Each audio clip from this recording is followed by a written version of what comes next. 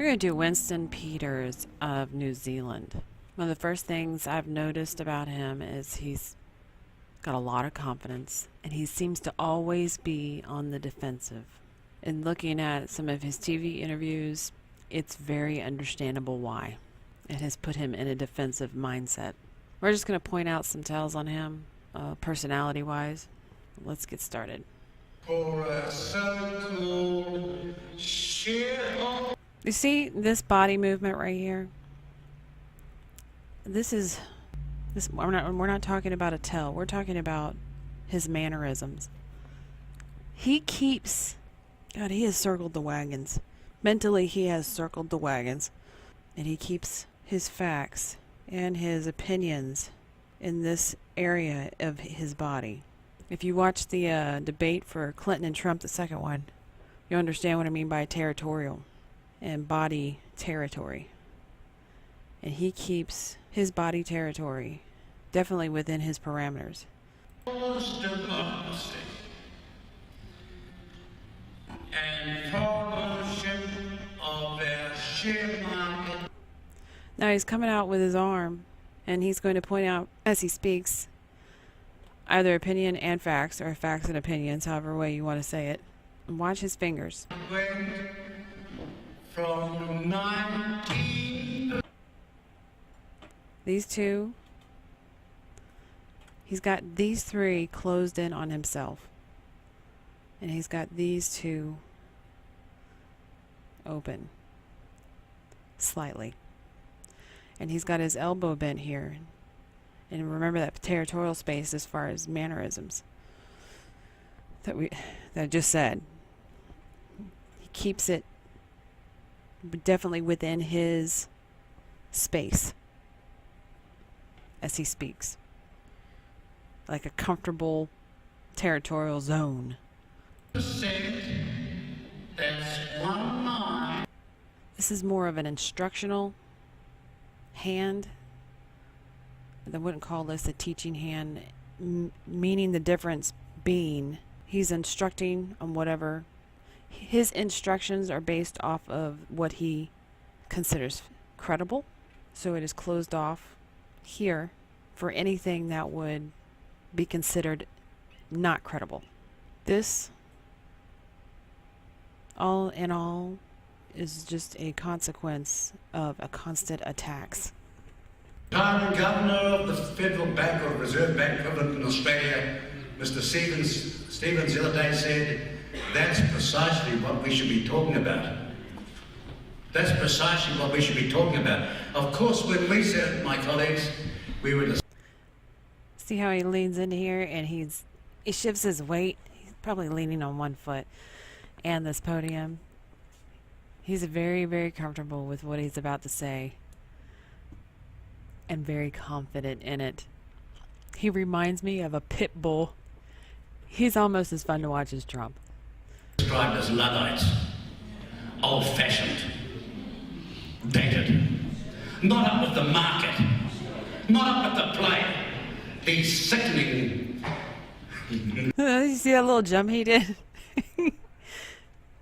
He does. He's a little pit bull. Neo fights, who read a book from the Chicago School of Economics and left it at that. No world... I do know that he writes his own speeches just by watching all his little news clips. Tell me where I said that.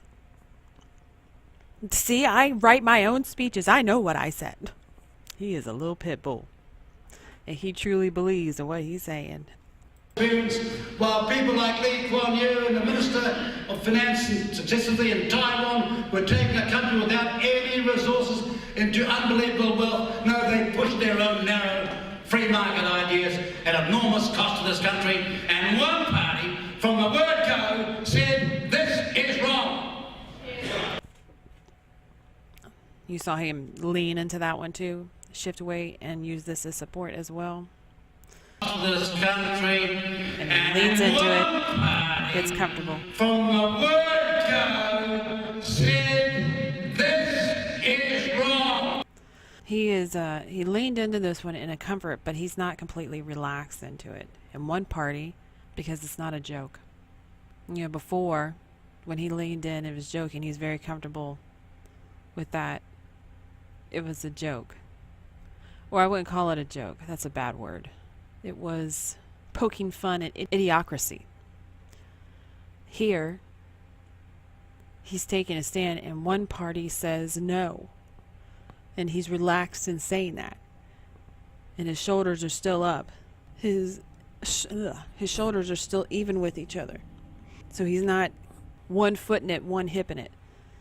He's relaxed into it because that's his belief. But he's not relaxed enough to say he's not standing firm on this idea. He's rooted in it. Assets of those 11 pages are in foreign ownership today. He's talking about New Zealand assets being in foreign ownership. Of course it's a shame. Now, should we call it economic treason? Yes. Well, whatever we call it, we're going to call it enough. We're going to call it enough. And so when journalists come to us and say, who are you going to go with? They've got it all wrong. They've got it all out of skew. We're not going to go with anything like that ever again. Ever again. He emphasizes that not only with his mouth, but with his neck movement and his hands. You can't really see them.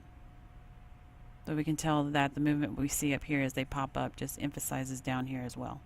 Ever again. I like this guy. At running the economy, that to even be managers, they had to sell off grandmother, grandfather, father and mother assets built up over 100 years. Just to even try to balance the books. In short, they were like some juvenile, left a huge estate, and the first thing they started doing was selling it. I don't exactly know what's going on in New Zealand, but this is extremely upsetting.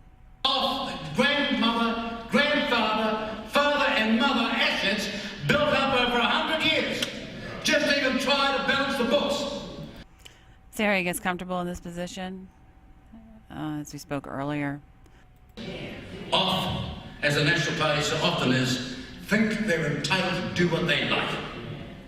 You can't compromise with these people. You know, ladies and gentlemen, I don't know if you've observed around the world, but it's in our country too.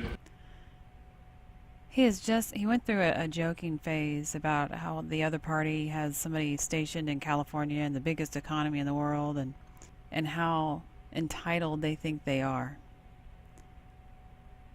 And now he's bringing it into a very seriousness. You got how his lips are drawn in right here. You see, the system is broken. We've got to confront a fact, because it's a difficult fact to confront, as proud as we are. The deal in our country used to be, if you worked hard and played by the rules, you could make a decent living for you and Like how he braces himself on this podium.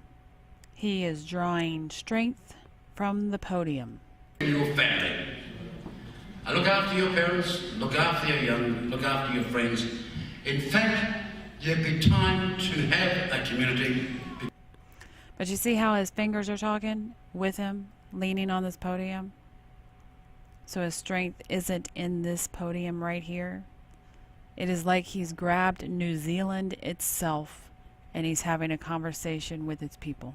I'll tell you why, because we in this caucus and in this party know what poverty smells, tastes and feels like. He talks about this party, he grabs the podium again, and he's talking with his fingers. I'm going to end it here with him. He's a fairly honest guy, but that does not mean he's infallible. Just like I don't think Donald Trump is infallible. He's a businessman.